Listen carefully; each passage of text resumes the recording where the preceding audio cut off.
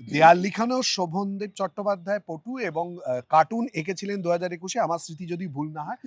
সঙ্গে একটু আগেই আপনি বলেছিলেন যে সেই সাংস্কৃতিক মঞ্চ তৈরি করেছিলেন, প্রিয়দা সেগুলো লক্ষ্য করেছিল।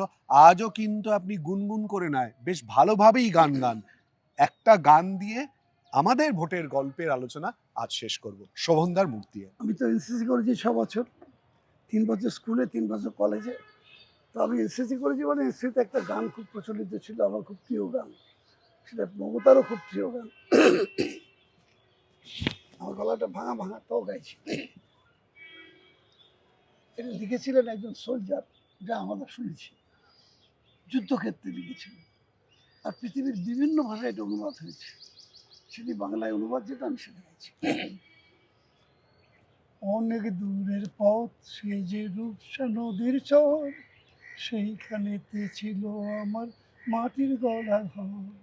ছেলেবেলার সেই দিনগুলি আয় মনে পড়ে যায়, তাই জেরে দেয় আজ স্মৃতির দুয়ার খুলে মোর মন করে চঞ্চল।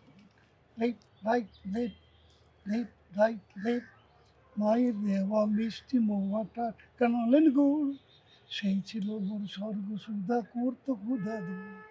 ধান ভান্ত মেয়েরা গেত ছড়া গান, আর মিঠে ধান খুশি করে প্রাণ, তার স্মৃতির দুয়ার খুলে মোর মন করে চঞ্চল।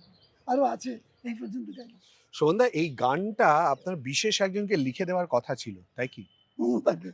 আমি, আমার মনে পড়ে গেছে আবার, আমি আবার লিখে দেবো, কাল পরশুর মধ্যে বসে লিখে দিয়ে আসবো।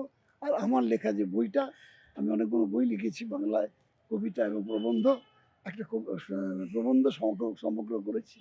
আর এই প্রথম আমি মমতাকে উৎসর্গ করেছি বইটা, বইটাও দিয়ে আসবো, গানটাও দিয়ে আসবো।